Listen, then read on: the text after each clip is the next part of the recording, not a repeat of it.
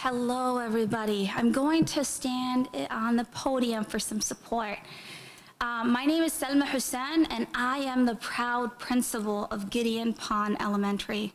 Last year, I was named principal and made history as the first Somali female principal in our state of Minnesota.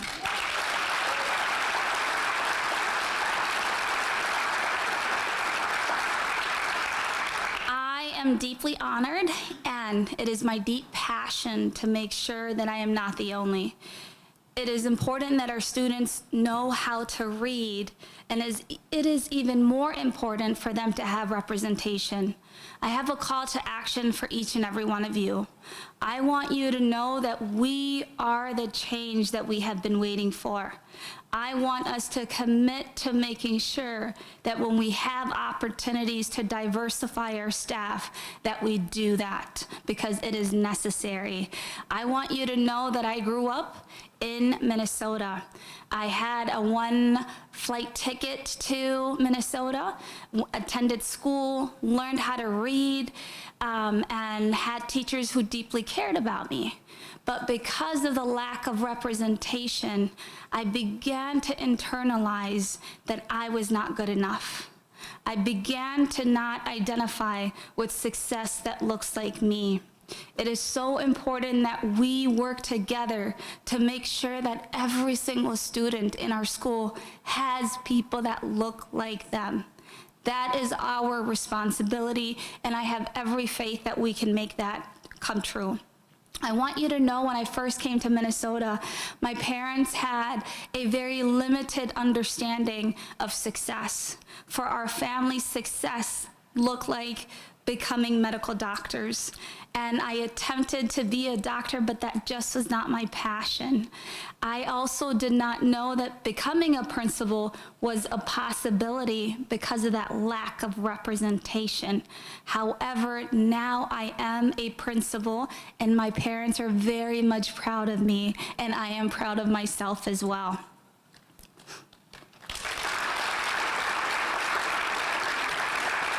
Does anybody have the clicker by any chance? Thank you. I was wondering what's happening.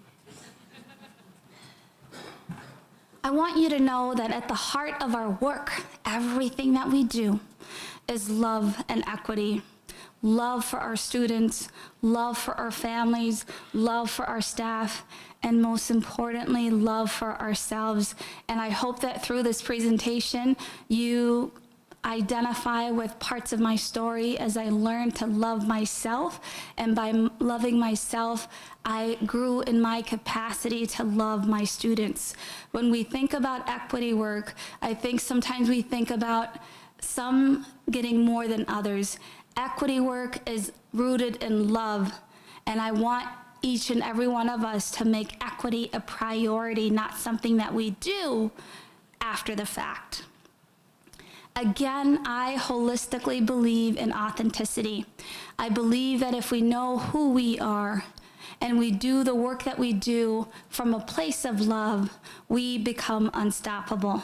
So at the end of this conference, I hope that all of us are leaving more invested in spending time with ourselves, to slow down, to journal, to really get to know oneself, because when you do, you become your best self.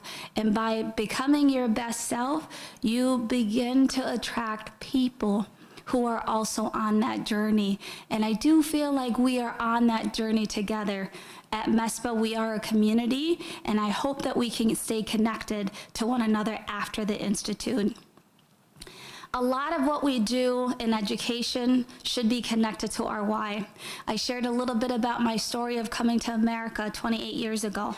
And through that experience, I have become very clear on what my passion is. My passion is making sure that our educational system is better.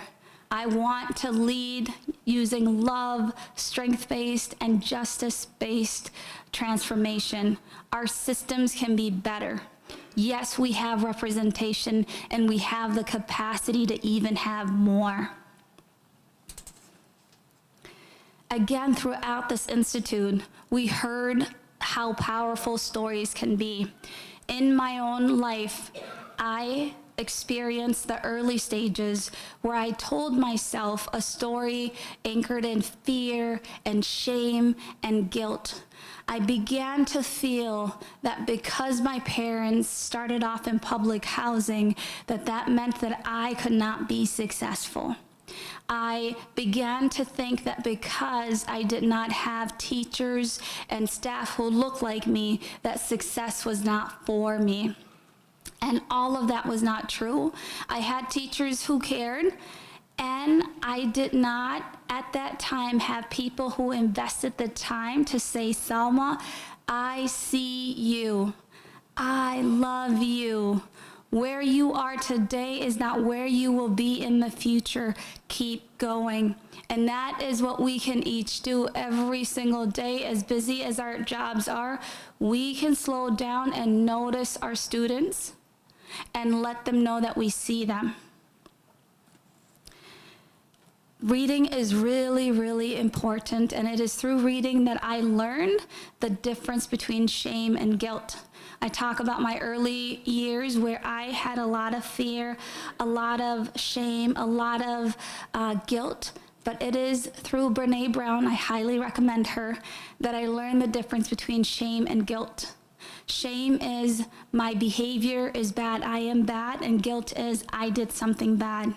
It is so important that as principals that we give ourselves the opportunity to acknowledge that we will make mistakes, and those mistakes do not make us bad people. It is important as we attempt to connect and build community with our students, with our families, and with our staff, that we lean in and we check in with ourselves. Who I was last year is not who I am today. And the same is true for each and every one of you. And if we don't spend the time checking in, we miss the opportunity to celebrate our stories. In one of the pictures on the slide is the dynamic social work team that I was part of at South High School. This team was very intentional. They were very kind. At every meeting, we would work really hard to create inclusion activities. And we would check in about what each person did over the weekend. I remember Becky, Sherry, and Katie sharing that they went hiking and biking and camping, all things that I did not do. And at that time, I felt because I couldn't relate that meant I did not belong. I want us to think about some of the things that we do as leaders with really, really good intentions and the unintended impact it can have to make people feel othered. Again, we have to work together to make sure that we are being as inclusive as possible, and we will make mistakes, and when we make those mistakes, let's commit to doing better when we know better. Again, we can change our stories, and I was able to change my story, and this current stage in my life is leading by faith and passion and purpose.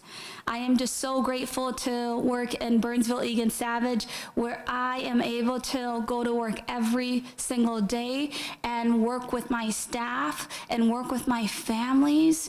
There was a time when I was given feedback that I can only serve a certain set of population, and I want you to know that that's not true. My love, my capacity, my leadership serves all.